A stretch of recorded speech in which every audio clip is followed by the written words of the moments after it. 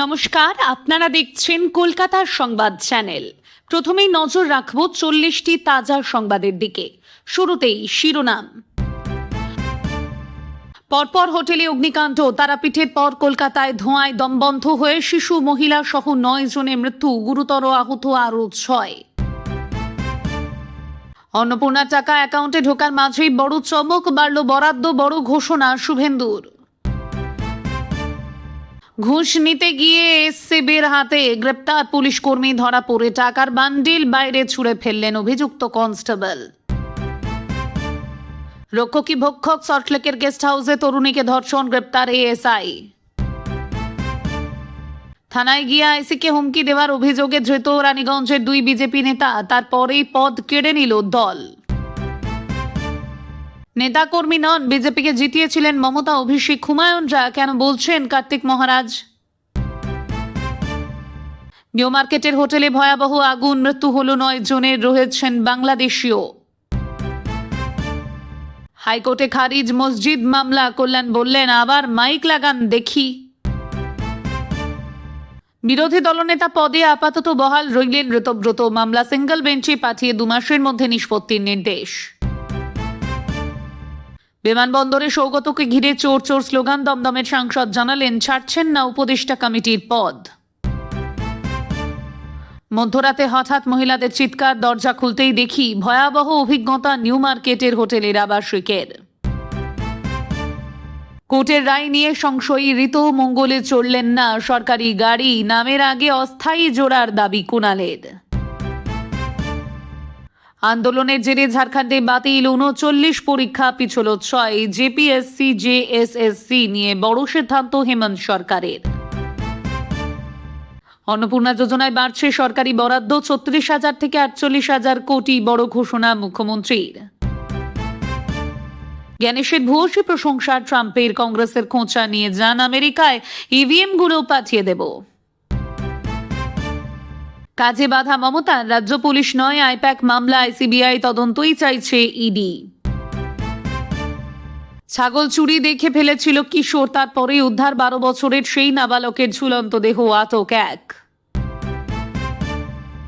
জুতো পরতে গিয়েই বিপত্তি, নৌকা থেকে নদীতে পড়ে মর্মান্তিক মৃত্যু যুবকের। মসজিদে মাইক ব্যবহার সংক্রান্ত মামলায় হস্তক্ষেপই করল না কলকাতা হাইকোর্ট। বরঞ্চায় বদল পঞ্চায়েত সমিতির সমীকরণ, তৃণমূল কংগ্রেসের সমর্থনে নতুন সভাপতি। রাস্তার উপর টেবিল পেতে শওকতকে জেরা, দাপুটে নেতার বেহাল দশা দেখতে ভিড় স্থানীয়দের। সুপ্রিম কোর্টে ডিএ মামলার শুনানি, 65% বকেয়া মেটানোর দাবি রাজ্যের। পিএফ এর লক ইন নিয়ে প্রশ্ন আদালতের। জামিন চেয়ে এবার সুপ্রিম কোর্টের দ্বারস্থ আরজি করের সন্দীপ, প্রভাবশালী জানিয়ে আরজি খারিজ করে হাইকোর্ট। চা বাগানের জমি বেআইনিভাবে বিক্রি করে টাকা তুলেছিল তৃণমূল, তদন্ত দাবি করলেন পর্যটন মন্ত্রী শঙ্কর ঘোষ। হরমুজের মানচিত্রে ট্রাম্পের নয়া ভূখণ্ড দাবি, পাল্টা ইরানের হুঁশিয়ারিতে বাড়ল উত্তেজনা। আইটি সেলের প্রধান পদ থেকে বাদ অমিত মালব্যকে নিয়ে বড় পরিকল্পনা বিজেপির। পিএম কেয়ার্স তহবিলে হু হু করে বাড়ছে অনুদানের অঙ্ক, এখন কত টাকা রয়েছে মিলল হিসেব। ফাঁসি না প্রাণঘাতী ইনজেকশন, মানবিক মৃত্যুদণ্ডের আর্জিতে কি বলল সুপ্রিম কোর্ট। আপনাদের কাছে ছোট্ট একটি অনুরোধ, আমরা প্রতিদিন চেষ্টা করি সঠিক, সংক্ষিপ্ত এবং নিরপেক্ষ খবর আপনাদের কাছে পৌঁছে দিতে। আমাদের এই প্রয়াস যদি ভালো লাগে তাহলে একটি লাইক দিন এবং চ্যানেলটিকে সাবস্ক্রাইব করে পাশে থাকুন। এবার এক এক করে দেখে নেওয়া যাক বিস্তারিত খবর। কলকাতায় অগ্নিকাণ্ড, মঙ্গলবার রাতে কলকাতার ফ্রি স্কুল স্ট্রিটের হোটেলে আগুন, সেই আগুন ছড়িয়ে পড়ে পাশের পরপর হোটেলে। খবর পেয়ে ঘটনাস্থলে পৌঁছয় দমকল বাহিনী। সূত্রের খবর, ধোঁয়ায় দমবন্ধ হয়ে কয়েকজন অচৈতন্য হয়ে পড়েন, তাদের উদ্ধার করে হাসপাতালে পাঠানো হয়। শিশু সহ 9 জনের মৃত্যুর খবর মিলেছে। জানা গিয়েছে মঙ্গলবার রাত 2টোর আগে ফ্রি স্কুল স্ট্রিটের একটি হোটেলে 3 তলায় আগুন লাগে। ধোঁয়ায় ভরে যায় হোটেলের ঘরগুলি, সেই আগুন ছড়ায় আশেপাশে। আতঙ্কে আবাসিকেরা ছোটাছুটি শুরু করেন। যে হোটেলে আগুন লাগে তার অদূরেই দমকলের অফিস রয়েছে। রাত 2:07 আগুন লাগার খবর পায় দমকল। শুধু দমকল নয়, খবর পেয়ে ঘটনাস্থলে পৌঁছয় নিউ মার্কেট থানার পুলিশ, বিপর্যয় মোকাবেলা বাহিনী। হোটেলগুলি গলির মধ্যে, ফলে দমকলের গাড়ি বেশি ভেতরে ঢোকার অবকাশ ছিল না। প্রথমে বাইরে থেকে আগুন নেভানোর চেষ্টা করেন দমকল কর্মীরা, পরে তারা হোটেলের ভিতরে ঢুকে উদ্ধার কাজ শুরু করেন। কিভাবে আগুন লাগলো তা নিয়ে প্রশ্ন উঠছে। দমকলের প্রাথমিক অনুমান শর্ট সার্কিট থেকে আগুন লাগতে পারে, তবে বিষয়টি বিশদে তদন্ত করে দেখা হবে। ঘটনাস্থলে যাবেন ফরেনসিক বিশেষজ্ঞরা। আগুন যখন লাগে তখন হোটেলের আবাসিকেরা ঘুমিয়েছিলেন। বাইরে থেকে আগুনের শিখা দেখা যাচ্ছিল না বলে দাবি স্থানীয়দের। গলগল করে শুধু কালো ধোঁয়া বের হতে দেখা যায়। আগুন লাগার খবর ছড়াতেই আবাসিকেরা হোটেলের বাইরে বেরিয়ে আসার চেষ্টা করেন। অভিযোগ, হোটেলের ঢোকা বেরোনোর পথ খুবই সংকীর্ণ। আবাসিকদের মধ্যে হুড়োহুড়ি পড়ে যায়। জানা গিয়েছে 60 জন আবাসিককে উদ্ধার করা হয়েছে, তবে তাদের মধ্যে অনেকেই অচৈতন্য হয়ে পড়েন। তাদের হাসপাতালে পাঠানো হয়। হাসপাতালের সূত্রে খবর, মৃতদের শরীরে পোড়া বা ঝলসে যাওয়ার চিহ্ন তেমন নেই। চিকিৎসকদের প্রাথমিক অনুমান শ্বাসরোধ হয়ে তাদের মৃত্যু হয়েছে, তবে ময়না তদন্তের পরে মৃত্যুর আসল কারণ স্পষ্ট হবে। কয়েকজনের অবস্থা এখনো আশঙ্কাজনক। প্রশ্ন উঠছে হোটেলের অগ্নি নির্বাপন ব্যবস্থা নিয়ে। আদৌ ওই হোটেলে বা তার আশেপাশে হোটেলগুলিতে পর্যাপ্ত অগ্নি নির্বাপন ব্যবস্থা ছিল কিনা তা নিয়ে সন্দেহ হয়েছে পুলিশের। ইতিমধ্যেই হোটেল এবং তার পাশের এলাকা ঘিরে ফেলে তদন্ত শুরু করেছে পুলিশ। আগুন লাগার সঙ্গে সঙ্গে ওই হোটেলের লিফট বন্ধ হয়ে যায়। সিঁড়ি দিয়ে নামার চেষ্টা করেন আবাসিকেরা, তবে কয়েকজন হোটেলের মধ্যেই আটকে পড়েন। কিভাবে বাইরে বার হবেন তার পথ খুঁজে পাননি। ধোঁয়া বেড়ে যাওয়ায় দমবন্ধ অবস্থার সৃষ্টি হয়। হোটেলের ভিতরেই জ্ঞান হারান তারা। উল্লেখ্য, সোমবার ভোরে তারাপীঠের একটি হোটেলে অগ্নিকাণ্ডের ঘটনা ঘটে। সেই ঘটনায় 9 জন আবাসিক ঝলসে মারা যান। ঘটনার রাতেই হোটেলের মালিক প্রবীর পাল ও তার ছেলে কল্যাণ আশিস পালকে গ্রেপ্তার করেছিল তারাপীঠ থানার পুলিশ। সেই রেশ কাটতে না কাটতেই আবার অগ্নিকাণ্ড। এবার কলকাতায় মঙ্গলবার রাতের ঘটনা উস্কে দিল বছরখানেক আগের বড়বাজারের মেছু আর ফলপট্টি হোটেলের অগ্নিকাণ্ডের ঘটনা। সেই অগ্নিকাণ্ডে 14 জনের মৃত্যু হয়েছিল। অন্নপূর্ণা যোজনায় মহিলাদের পাশে দাঁড়াতে প্রতিশ্রুতিবদ্ধ বিজেপি সরকার। সেই প্রতিশ্রুতি পূরণে ধনধান্য অডিটোরিয়াম থেকে বড় ঘোষণা মুখ্যমন্ত্রী শুভেন্দুর।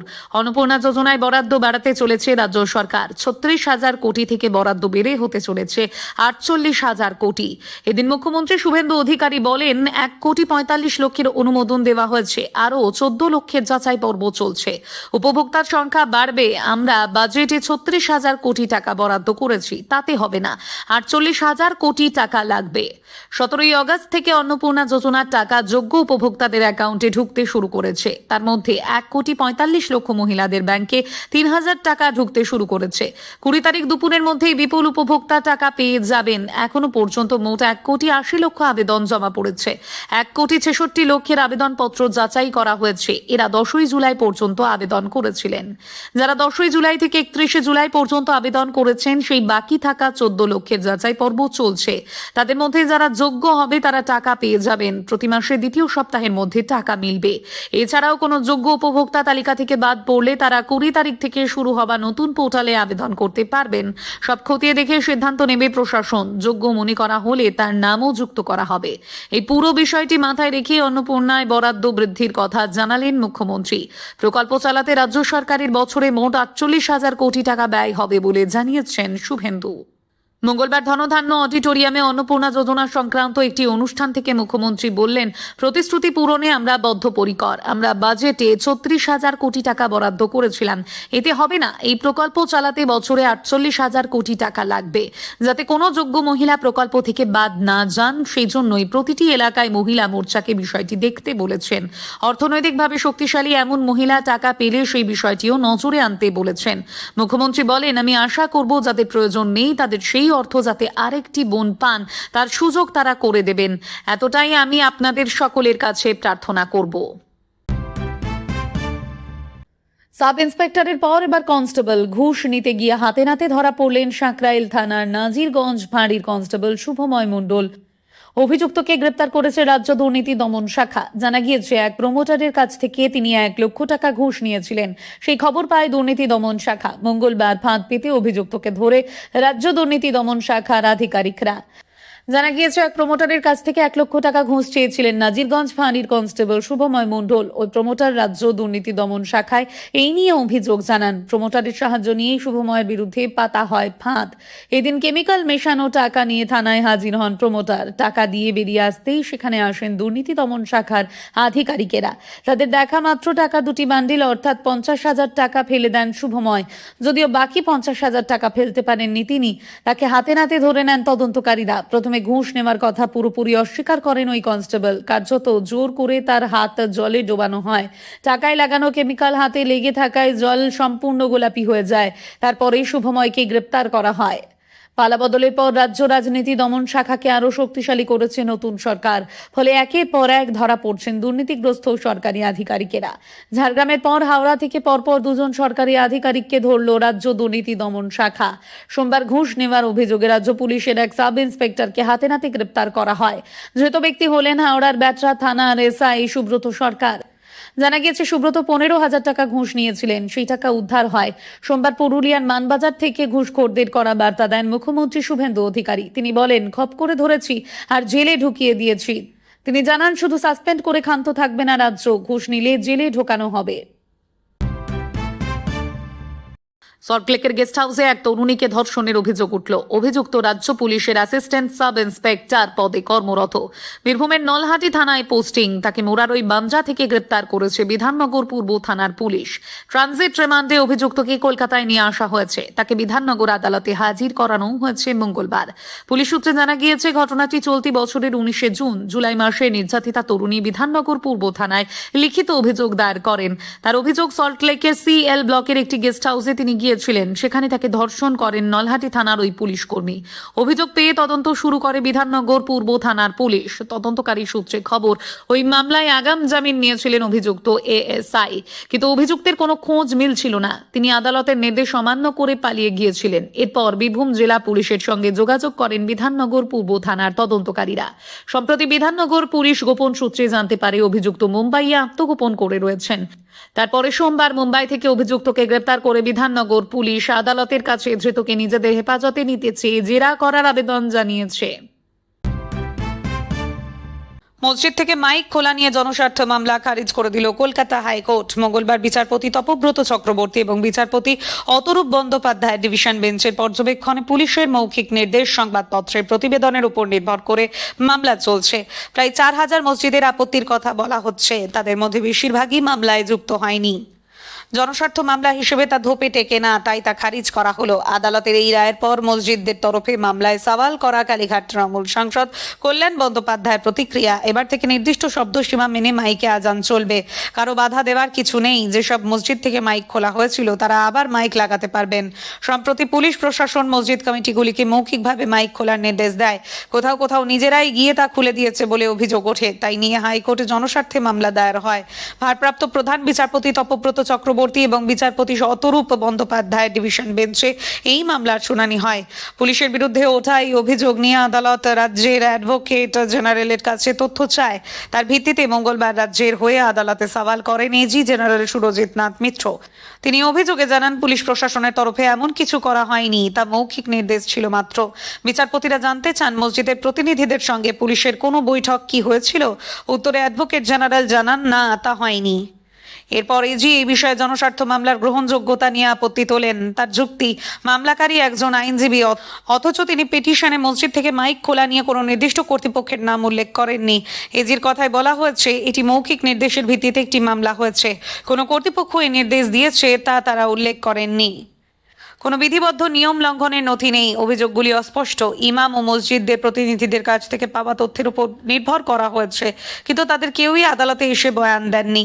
মূলত সংবাদপত্রের খবরের উপর ভিত্তি করে তৈরি, যেখানে বলা হয়েছে পুলিশ কর্মীরা মসজিদগুলিকে লাউডস্পিকার সরানোর নির্দেশ দিয়েছে, কিন্তু এমন কোনো প্রমাণ দেখাতে পারেননি। মামলা খারিজের পর মসজিদ কর্তৃপক্ষের তরফে আইনজীবী কল্যাণ বন্দ্যোপাধ্যায় বলেন, আদালত আজ স্পষ্ট করে দিয়েছে, যেমন মাইকে আজান চালাচ্ছিলেন তেমন আজান চালাবেন। আইন অনুযায়ী যে ডেসিবেল নির্দিষ্ট করে দেওয়া হয়েছে সেই অনুযায়ী আজান চলবে। অ্যাডভোকেট জেনারেল আদালতে জানিয়েছেন, মাইক বন্ধ করে কোনো মৌখিক নির্দেশ দেওয়া হয়নি। আদালত বলছে, মৌখিকভাবে বলা কোনো প্রমাণ হতে পারে না, তাই মামলাটাও খারিজ হয়েছে। তিনি আরও জানিয়েছেন, আদালত স্পষ্ট করে দিয়েছে এবার থেকে কোনো মসজিদে মাইক খোলা হবে না। পুলিশ মৌখিক নির্দেশ দিলেও পুলিশ এসে মসজিদে ঢুকলে পাল্টা মামলা দায়ের করবেন। পশ্চিমবঙ্গের বিধানসভা নির্বাচনে বিজেপির বিপুল জয়ের নেপথ্যে দলের কোনো নেতা কর্মী বা সাধু সন্তদের ভূমিকা নেই, বরং এই জয়ের সমস্ত কৃতিত্ব প্রাক্তন মুখ্যমন্ত্রী মমতা বন্দ্যোপাধ্যায়, সাংসদ অভিষেক বন্দ্যোপাধ্যায়, ফিরহাদ হাকিম এবং হুমায়ুন কবিরদের। মঙ্গলবার পূর্ব বর্ধমানের কালনায় বিজেপি বিধায়ক সিদ্ধার্থ মজুমদারের কার্যালয়ে বসে এমন বিস্ফোরক মন্তব্য করে রাজ্য রাজনীতিতে চরম শোরগোল ফেলে দিয়েছেন বেলডাঙ্গার ভারত সেবাশ্রম সংঘের প্রধান স্বামী প্রদীপ্তানন্দজি মহারাজ ওরফে কার্তিক মহারাজ। তার মতে অতি বড় বিজেপি নেতাও বাংলায় 165-র বেশি আসন পাওয়ার কথা কল্পনা করতে পারেননি। এদিন কালনার বিজেপি বিধায়ক সিদ্ধার্থ মজুমদারের আমন্ত্রণে বিভিন্ন কর্মসূচিতে যোগ দিতে কালনায় আসেন কার্তিক মহারাজ। কালনা বিজেপি বিধায়কের কার্যালয়ে সাংবাদিকদের মুখোমুখি হয়ে তিনি দাবি করেন, রাজ্য জুড়ে আয়োজিত গীতা পাঠের কর্মসূচি হিন্দুদের মধ্যে চেতনা তৈরির ভিত্তি স্থাপন করেছিল। আর অন্যদিকে হুমায়ুন কবির ও ফিরহাদ হাকিমদের লাগাতার সাম্প্রদায়িক মন্তব্য বিজেপির ভোট ব্যাংককে আরও বেশি শক্তিশালী করে তুলেছে। তৃণমূল সুপ্রিমো মমতা বন্দ্যোপাধ্যায়ের এক মন্তব্যের সমালোচনা করে কার্তিক মহারাজ বলেন, মমতা বন্দ্যোপাধ্যায় যেদিন বললেন আমি আছি বলে আপনারা আছেন, না হলে 1 সেকেন্ড লাগবে না, সেদিন কলকাতার বাবুদের টনক নড়ল। তারা বুঝতে পারলেন তৃণমূল বাংলায় ফের ক্ষমতায় এলে শুধু আগুনই জ্বলবে না, খুনোখুনি হানাহানি হবে, রাজ্যটা গ্রেটার বাংলাদেশে ঢুকে যাবে। পাশাপাশি অভিষেক বন্দ্যোপাধ্যায়ের 4 তারিখের হুঙ্কার প্রসঙ্গ টেনে তিনি বলেন, ওই অহংকার ও দম্ভের প্রতিবাদ জানাতেই বাংলার সাধারণ মানুষ ব্যালট বাক্সে কড়া জবাব দিয়েছেন। এছাড়া রাজ্যের ভাষা ও খাদ্যাভ্যাসের জিগির তুলে মমতা বন্দ্যোপাধ্যায় পশ্চিমবঙ্গকে বাংলাদেশের সঙ্গে সংযুক্ত করার পরিবেশ তৈরি করেছিলেন বলেও তীব্র আক্রমণ শানান তিনি। তবে একই সঙ্গে দেশের প্রাক্তন রাষ্ট্রপতি প্রণব মুখোপাধ্যায়ের লেখার উদ্ধৃতি দিয়ে তিনি জানান, নরেন্দ্র মোদী প্রধানমন্ত্রী না হলে দেশ শেষ হয়ে যেত। এদিন বাংলায় ডিলিমিটেশন সীমানা পুনর্নির্ধারণ প্রক্রিয়া কার্যকর করার জোরালো সওয়াল করেন কার্তিক মহারাজ। তার দাবি, ডিলিমিটেশন হলে পশ্চিমবঙ্গের বিধানসভা আসন সংখ্যা প্রায় 7টি বেড়ে 350-এ পৌঁছবে, যার ফলে আগামী দিনে বিজেপির আসন আরও বৃদ্ধি পাবে। এই ডিলিমিটেশনের প্রক্রিয়া চালুর সম্পূর্ণ কৃতিত্ব তিনি প্রধানমন্ত্রী নরেন্দ্র মোদী ও স্বরাষ্ট্রমন্ত্রী অমিত শাহকে দিয়েছেন। সাংবাদিক বৈঠকের পাশাপাশি এদিন মন্দিরময় শহর কালনায় নির্মাণাধীন 131 ফুটের একটি বিশালাকার শিবলিঙ্গের জমির পরিদর্শন যান কার্তিক মহারাজ। সেখানে কালনার বিধায়ক সিদ্ধার্থ মজুমদার ছাড়াও উপস্থিত ছিলেন ওই প্রকল্পের মূল উদ্যোক্তা তথা জমির মালিক বিশিষ্ট ব্যবসায়ী ও সমাজসেবী সুব্রত পাল।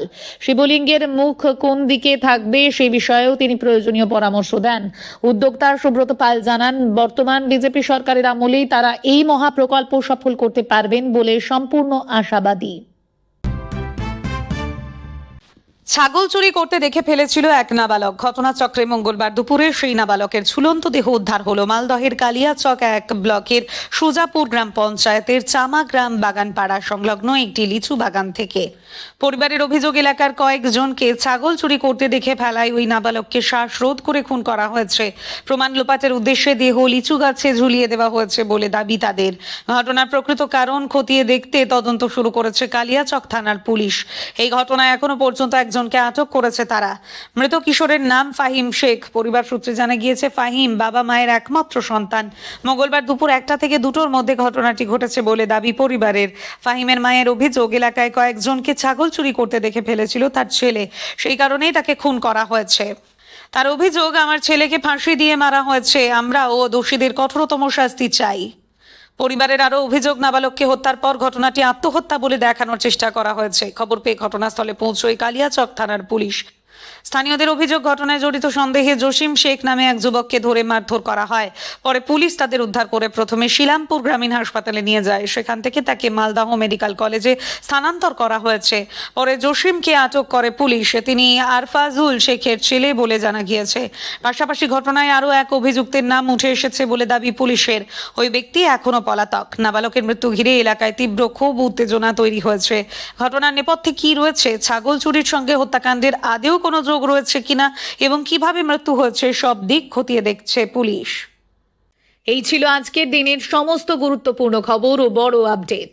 আগামীতে আরো নতুন খবর, এক্সক্লুসিভ তথ্য এবং বিস্তারিত বিশ্লেষণ নিয়ে আবারও হাজির হব আপনাদের সামনে। ততক্ষণ পর্যন্ত সুস্থ থাকুন, নিরাপদে থাকুন এবং সঙ্গে থাকুন কলকাতা সংবাদের। ধন্যবাদ।